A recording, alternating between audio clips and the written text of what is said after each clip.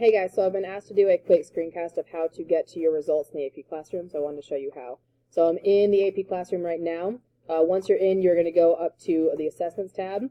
Now it'll list all of your assessments here. Anything that is done, go to your results screen. Now you'll see your results from right here. You click on the individual test. It will pull up the test itself. And then if you want to see the actual questions with whether you got the questions right or wrong, click on questions. And you can see here, you can go to each question. It'll pull up the question itself, and then it tells you, like on this question, this student got it right. Click over to the right, you can go through, and then when you get to a question that you got wrong, not only does it show you the wrong answer, but here in the check mark, it shows you the correct answer as well. So this is the first question that this student would do their test corrections on to show me they've gone through and done their work.